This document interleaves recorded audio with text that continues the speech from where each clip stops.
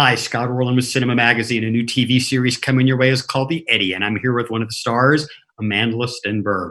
Congratulations. I mean, I had such empathy for you, thinking every day, my God, you had to get up and go to work in Paris. It was quite challenging. A nightmare, I would say. What did you learn about the city when you really get the chance to go in and out of the crevices of that town? Oh my God, I learned so much. Probably the thing that I learned the most about was just kind of like the French sensibility, like the way people live and like love and do life. It's like so different than the American way. It's like so much less capitalistic. It's like so much more focused on, I don't know, je ne sais quoi. There's like a movement and like a kind of chicness to the way people move through the world there that is so fast paced and so kind of like intelligent. I feel like I learned a lot about just how people move in the world. And also I learned how like the history of the cultural exchange between like American expats in Paris and how that's kind of like shaped Parisian culture and American culture, and like understood that there's like this kind of like throbbing vein of culture that's running through the city all the time, and like there's always something happening underground, whether it's like a poetry reading or like some sort of musical performance. Like there's culture everywhere. It's so beautiful. You not only had to wrap your tongue around the French language, but around a clarinet as well. Talk a little bit about those challenges that you had to step up and kind of learn. Yeah. The clarinet, well, I only really had to play like in actuality maybe 5 notes on the clarinet. So I wouldn't say it was like the most challenging thing. But it was still hard to kind of like get the tone right and figure it out. It was really exciting. I got to have like a few free clarinet lessons. That was awesome.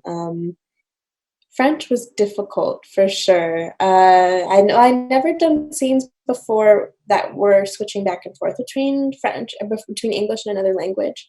So I think like mentally the most challenging part was to act in those two languages. There'd be times where I couldn't fully comprehend like what someone was saying to me, but I like could have a feel for the words and the shape of the words and like what the words meant. But I had to pretend like I could fully recognize what was being said to me and then respond. So that was the most challenging, kind of the balance of the language and the performance. But it was also really cool. It kind of opened up different parts of my brain. Obviously, Julie is damaged. I mean, there's the elements of her history. And it seems like everything she does or every person that comes in contact with her, it's confrontational. Mm. How did you find empathy about her? How did you kind of wrap yourself around her and say, I'm going to still love her? Sure. I think the think about Julie is like a small puppy with a really big bark. And I think oftentimes when people have such barriers up, or have developed such protective measures when it comes to engaging with other people or developing relationships, it's usually because they have something inside of them that is really tender and really hurt.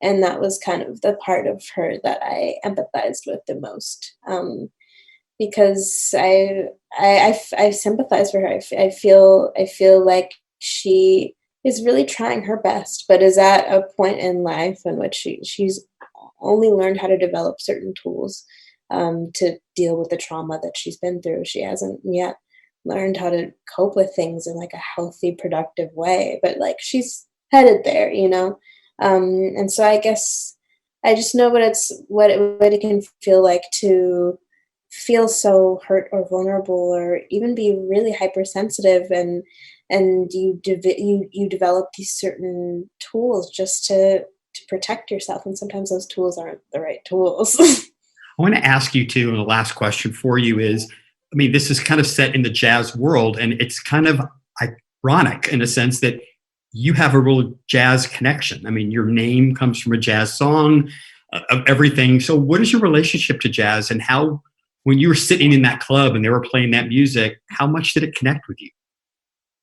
I love jazz. So that was like one of the selling points to me on this production. I was like, that's so cool that it's, I don't know. I feel like jazz is not something we're talking about a lot very often. I love Miles Davis, and obviously was named after his record, like you said.